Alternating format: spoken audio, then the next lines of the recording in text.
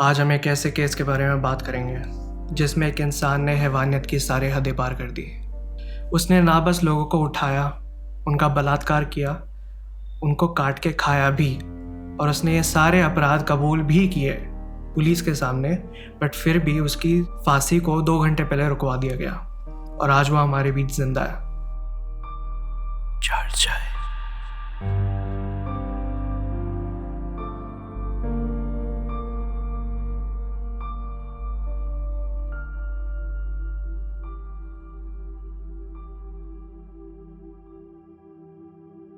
नोएडा के सेक्टर 31 में 2003 में 16 से 17 साल के बीच के बच्चे गायब होना शुरू हो जाते हैं।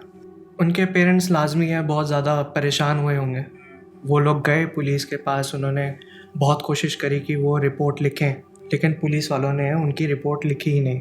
एज़ यूजुअल हमने काफ़ी बार देखा है कि पुलिस रिपोर्ट्स नहीं लिखती है। और ये भी है कि जितने भी बच्चे गायब हो रहे थे वो सारे स्लम एरिया के अंदर से थे। तो जितने भी वर्किंग क्लास होती है, जैसे लेबर, कपड़े प्रेस करने वाले या फिर मिस्त्री जो होते हैं, उन लोगों के बच्चे गायब हो रहे थे। और may be that is why police उनकी रिपोर्ट नहीं लिख रही थी। यार पुलिस ना जनरली ऐसे जो गरीब लोग होते हैं ना उनके केसेस लेती ही नहीं है और एफआईआर लिखने से मना कर देती है, क्योंकि एक बार अगर उन्होंने एफआईआर लिख ली ना तो उनके पास वो लायबिलिटी बन जाएगी कि उनको ये केस सॉल्व करना ही करना है। और जनरली क्या होता है, उनके पास इतना प्रेशर होता है अलग काम होगा, तो वो सोचते हैं इन लोगों को तो ऐसी डरा धमका के भगा दें। कई बार इसलिए पुलिस ना मना कर देती है। और क्या होता है ना, गरीब लोगों के और उनके बच्चों के लेके अलग पर्सपेक्टिव है पुलिस का कि ये लोग तो ऐसे ही कैरेक्टरलेस होते हैं, बच्चे या लड़कियां भाग जाती हैं और आ जाएंगी थोड़े टाइम बाद, ऐसा होता है इनका। ट्रेन में बैठ गए बच्चे तो इसलिए ये सोचते हैं कि अपना फालतू में अगर हम एफआईआर लेंगे तो फाइलें बढ़ेंगी और हमारा उससे रेपुटेशन खराब होगी डिपार्टमेंट की। वो ऐसा भी सोचते हैं कि यार मैं इतनी निजी जात के लोगों के लिए काम करूंगा। वो ये भी होता है, कास्टिज्म हो भी सकता है, कास्टिज्म भी, क्योंकि बहुत सारे लोग जो बता रहे हैं वहाँ पे माइग्रेंट्स थे, अलग अलग जगहों से आके वहाँ पे काम कर रहे थे, छोटे छोटे काम कर रहे थे, मैनुअल वर्क कर रहे थे। फरवरी 2005 की बात है। रिम्पा हलदार नाम की लड़की गायब हो जाती है। 14 साल की लड़की थी वो। बाकी सब की तरह भी जो और विक्टिम्स थे उनके पेरेंट्स गए थे पुलिस के पास।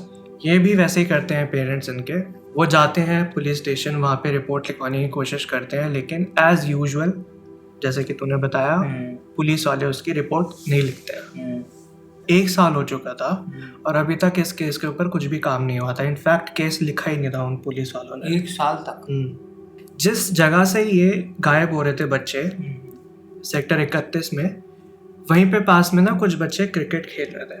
तो उनकी एक बॉल वहीं पे नाली थी। नाली का मैं बताऊं तो सेक्टर 31 और एक स्लम एरिया था, उसको बीच में डिवाइड करती थी ये नाली। उस नाली के अंदर जाके वो बॉल गिर गई। तो बच्चे गए वहाँ पे। तो उन बच्चों में से 2 बच्चे नाली के अंदर नीचे गए, उन्होंने बॉल उठाई। बॉल उठाते हुए उन्होंने ना एक पॉली बैग देखा वहाँ पे। पॉली बैग के अंदर एक हाथ था, ह्यूमन हैंड। और फिर वहाँ पे अफरा तफरी मच गई। मतलब वहाँ के सोसाइटी के लोग आ गए, सेक्टर 31 के लोग आ गए, स्लम एरिया वाले आ गए। वो लोग सोचे होंगे कि ये मेरी बेटी है जो गायब हो गई थी, उसका हाथ है ये। पुलिस को बुलाया गया। पुलिस जब वहाँ पर आई तो तुम दोनों गैस करो कि पुलिस वालों ने क्या किया होगा। Obviously forensic report, forensic samples लिए होंगे और डीएनए वगैरह के लिए टेस्टिंग करी होगी। वहाँ पर लोगों को रोका होगा, मतलब वो केस बन जाता है ना, पूछताछ बना के राइट, इन्वेस्टिगेट करते। उन्होंने क्या किया भाई, ऑडेसिटी ये है कि उन्होंने क्या किया, उन्होंने उस हाथ को छुपा दिया और बोला कि ये किसी इंसान का हाथ नहीं, एक जानवर का हाथ था, और उस प्रूफ को वहीं पे दबा दिया। सीरियसली? और वहां से वो लोग चले गए। मतलब एक ह्यूमन हैंड मिला है नाली के अंदर और फिर भी वो केस आगे बढ़ा ही नहीं, उस केस को वहीं पे बंद कर दिया गया। अब यहाँ पे केस एक अजीब सा मोड़ लेता है। जहाँ पे वो थैली मिली थी और जो नाली थी जहाँ पे वो थैली पड़ी हुई थी, उसी के साथ में लग के एक कोठी थी जिसका नंबर था बंगला नंबर D5।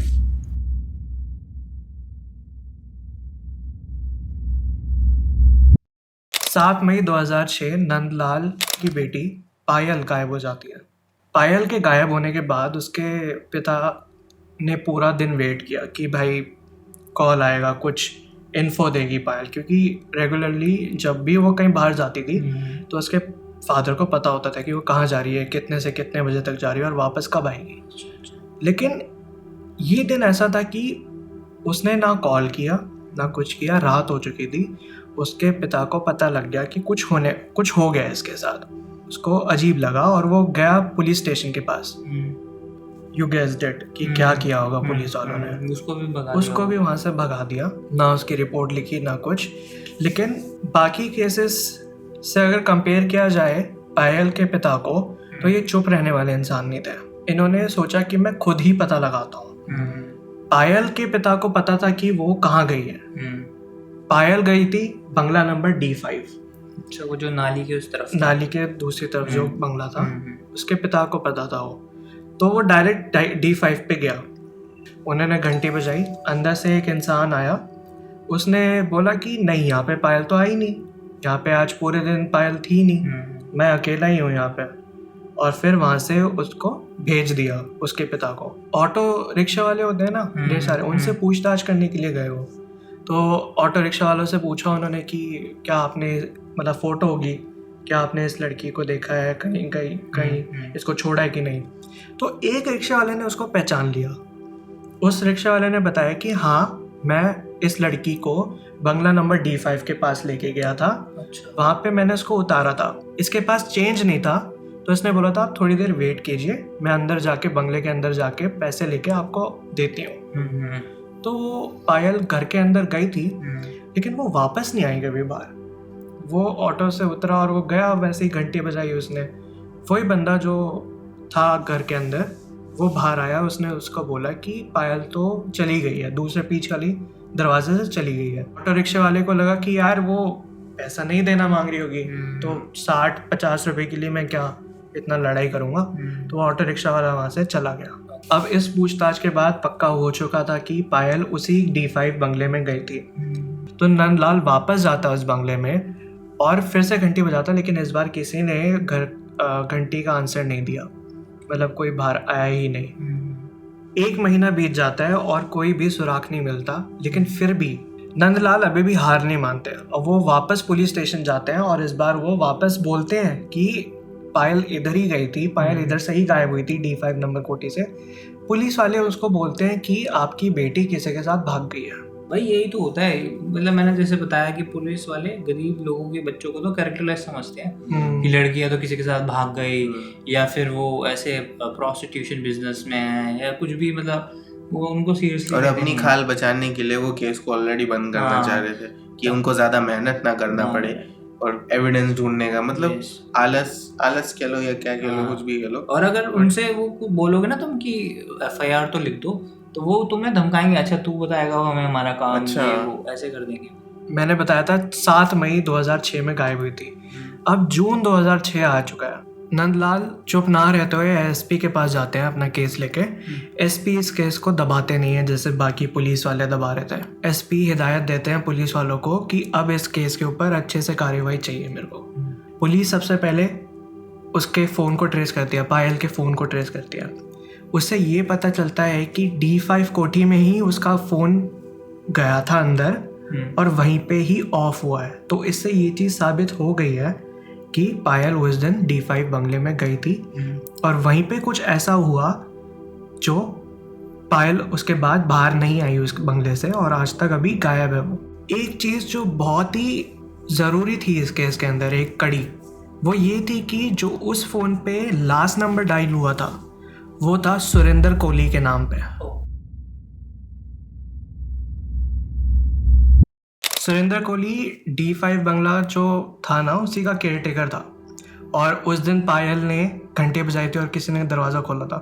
उस दिन भी सुरेंद्र कोहली ने ही दरवाज़ा खोला था और इसी के सस्पिशन में पुलिस वालों ने सुरेंद्र कोहली को उठा लिया और उससे पूछताछ करने के लिए उसको पुलिस स्टेशन ले जा रहे थे। और जैसी इन्वेस्टिगेशन शुरू होने ही वाली थी, वो जो बंगले का मालिक था उसका नाम था मुनिंदर पंढेर, उसने सुरेंद्र कोहली की बेल करवा दी उसी वक्त। तो काफी पावरफुल बंदा साउंड करता है। उसके बारे में अगर मैं बताऊँ ना तेरे को, तो वो अय्याशी के लिए ज़्यादातर इस बंगले में आता था। वो कहीं और ही रहता था, वीकेंड्स पे आ जाता था कभी कभी। जब आता था तो वो लड़कियां बुलाता था घर में और उनके साथ वो करता था, अय्याशी करता था और चला जाता था। और उसके लिए जब जाता था, उसने अब घर की तो देखभाल करनी है, तो उसने कोहली को रखा हुआ था। पंडेर बहुत ही ज़्यादा बड़ा बिजनेसमैन था और उसके पास का जाहिर सी बात है बहुत ही पैसा है।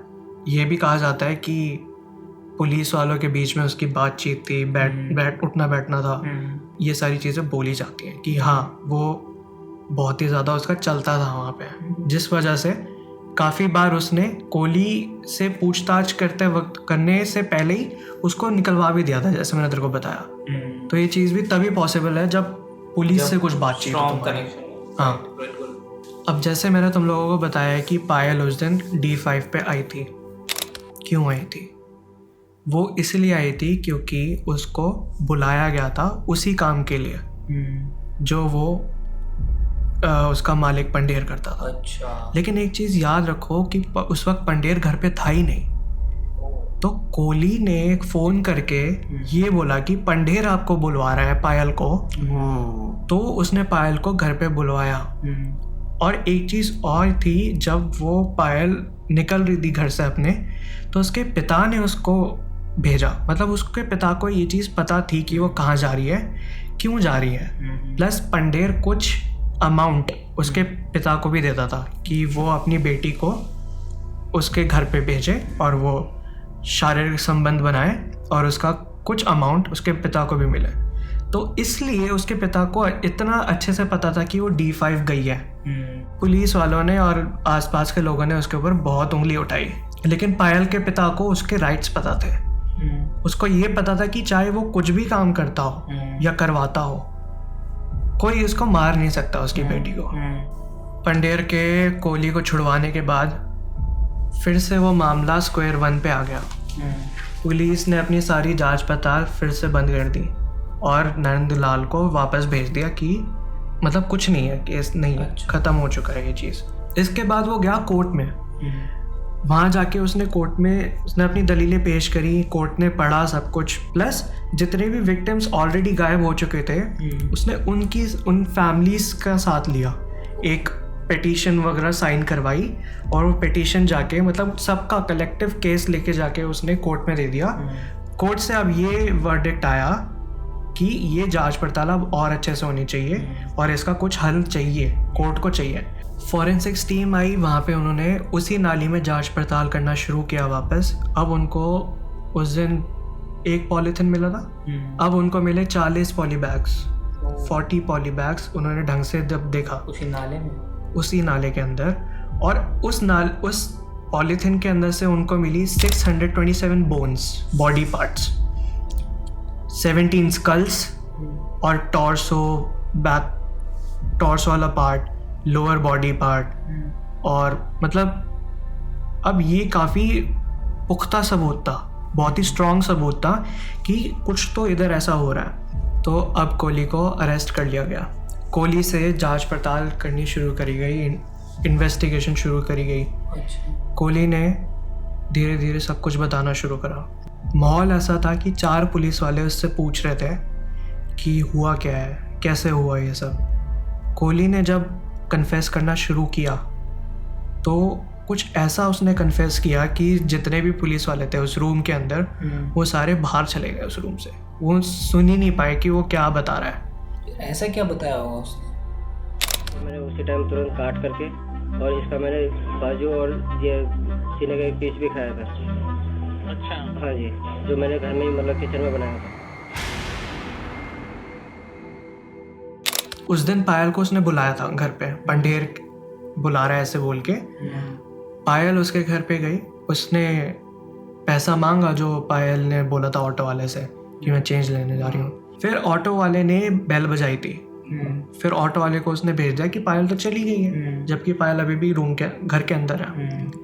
जब वो चला गया तो कोहली ने पायल का फ़ोन लेके उसको स्विच ऑफ किया, पायल को गला घोट के उसको मारा, उसको साथ से किया, उसके कुछ चेस्ट वाला बॉडी ये वाला पार्ट उसने काट के खाया अब ये सोचो कि इतने सारे बच्चे मरे हैं वहाँ पे, डेथ हुई है, तो किसी एक ने तो चिल्लाया ही होगा ना, तो किसी को पता कैसे नहीं चला?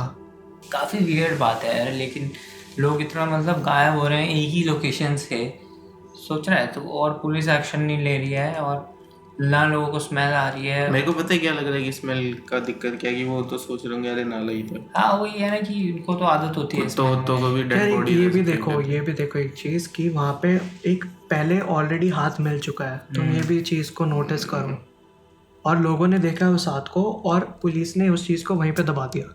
लोग कंप्लेंट कर रहे हैं, लोगों को पता भी है कि क्या हो रहा है, बट वो ये पुलिस एक्शन नहीं लेगी तो लोग भी क्या ही कर लेंगे। मैं उस वक्त की स्थिति समझना चाहता हूँ उन लोगों की, जो वो सोच रहे होंगे इस वक्त कि इतने हेल्पलेस हो गए होंगे कि उन्होंने रिपोर्ट वापस लिखवाई नहीं। वो जो पुलिस वाले इन्वॉल्व थे जिन्होंने केस लिखे नहीं, या फिर जिन्होंने उनकी आवाज़ें दबाई, उनको सस्पेंड कर दिया गया, which is obviously not enough. क्योंकि अगर वो पहले ही उस केस को दर्ज कर ले, पहले ही केस को दर्ज कर लेते, तो ये 17 केसेस नहीं होते आज हमारे पास। अब ये चीज़ शुरू कैसे हुई थी? जब पंढेर घर पे लड़कियों को बुलाता था तो वो कोहली देखता था उस चीज़ को, और उसको भी मन करता था कि काश मैं भी ये सब करूं। तो उसने ये कोशिश करते हुए एक दिन पंढेर की किसी जानकार लड़की को अप्रोच किया और उससे बोला कि मैं तुम्हारे साथ संबंध बनाना चाहता हूँ। तो उस लड़की ने इसको नामर्द बोल दिया कि तुझसे कुछ नहीं हो सकता, और मैं क्या तुझसे कुछ रिलेशन बनाऊंगी, और ऐसे करके उसको टाल दिया। कोहली को गुस्सा आया, उसने उसका गला घोटा और फिर उसको मारने के बाद उसके साथ सेक्स किया, उसके बॉडी पार्ट्स को अलग किया, काटा, एंड कुछ पार्ट्स उसने उस पॉली बैग में डाल के फेंक दिए नाली में। फॉरेंसिक्स ने एक और एंगल देखा था इसमें, वो है ट्रैफिकिंग का, कि ऐसा कैसे हो सकता है कि पंढेर को ये सब नहीं पता। पंढेर का ही घर है, उसी घर के अंदर लड़कियां ला रहा है वो, उनके साथ अगर कुछ कर रहा है तो इतना ब्लड शेड होता है, वहाँ पे ब्लड होता है, तो ब्लड अगर वो पकड़ नहीं पा रहा तो ऐसे कैसे हो सकता है। तो पंढेर को भी बहुत ज़्यादा पूछताछ की गई उसके लिए, लेकिन उसके लिए ना कोई सबूत मिला नहीं। उनके ऊपर नार्कोस टेस्ट भी किया गया, उसमें यह आया है कि कोहली ने तो वही सब बताया जो जो उसने कन्फेस किया था, वही चीज़ उसने रिपीट करी और नार्कोस टेस्ट में वो प्रूव भी हो गई। पंढेर का लेकिन नहीं आया। पंढेर ने बताया कि मेरे को ये पता ही नहीं था कि ये सब हो रहा है मेरे घर के अंदर, जो कि बहुत ही अजीब बात है। उसके बाद पता लगा कि पंढेर नहीं है, तो पंढेर को 7 साल की जेल हुई और कोहली को दे दी गई फांसी की सज़ा। कोहली को जब ये सज़ा सुनाई गई तो उस वक्त वो डासना जेल में था। डासना जेल में फांसी का प्रोविज़न नहीं है, वहाँ पे फांसी नहीं दी जा सकती है, तो वहाँ से सबसे करीब था मेरठ जेल। मेरठ जेल में फांसी का प्रोविज़न है, और उस वक्त जब वो वहाँ से मेरठ जेल ले जाया जा रहा था तो उसमें 3 घंटे का गैप था उसकी फांसी में। 3 घंटे में उसको फांसी दी जाने वाली थी। उसी बीच बड़े लॉयर्स, कुछ बड़े लॉयर्स जिनको डिस्क्लोज नहीं किया गया कौन, वो सुप्रीम कोर्ट जाते हैं और वो ये बोलते हैं कि कोहली को इनफ टाइम नहीं मिला खुद को प्रूव करने के लिए कुछ भी। तो सुप्रीम कोर्ट के ऑर्डर ने उस फांसी को वहीं पे रुकवा दिया। जल्लाद वहाँ पे रेडी था, रस्सी रेडी थी, लेकिन 2 घंटे पहले कोहली की फांसी रुक गई और वो अभी भी उम्र कैद काट रहा है जेल में। उसने 14 किल्स, 14 मर्डर्स उसने कबूल किए थे, फिर भी वो आज जिंदा है। ये चीज़ है हमारी जुडिशरी बोलूँ या फिर सिस्टम बोलूँ, लेकिन तुम कुछ भी करने के बाद आज बच रहे हो तो क्या फ़ायदा ऐसा।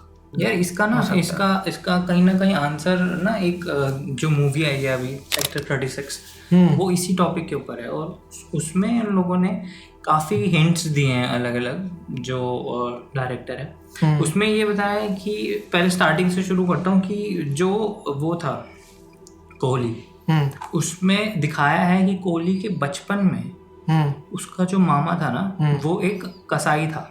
कसाई। अच्छा। तो कसाई की शॉप पे वो काम करते थे। आई थिंक इसके पेरेंट्स नहीं थे कोहली के, ये जो भी था ये अपने मामा के साथ रहता था। तो इसका मामा इसको अब्यूज करता था। आई थिंक रियलिटी में भी ये चीज़ उसका है। तो उसको अब्यूज करता था, आई थिंक सेक्सुअली अब्यूज करता था, और वो अपने मामा के साथ काम करता था उसी की कसाई की शॉप में, राइट। तो इसीलिए इसका लिंक दिखाया है कि वो इतना एक्सपर्ट था ह्यूमन बॉडीज को कट करने में, क्योंकि वो कसाई की शॉप पे काम, बचपन से उसकी ट्रेनिंग थी। दूसरा एक और जो लिंक दिखाया है कि उसको जो क्या कहते हैं, ये डोमिनेंस दिखाने की जो वो थी अर्ज थी, वो इसी वजह से आई क्योंकि उसको अब्यूज किया जाता था बचपन में।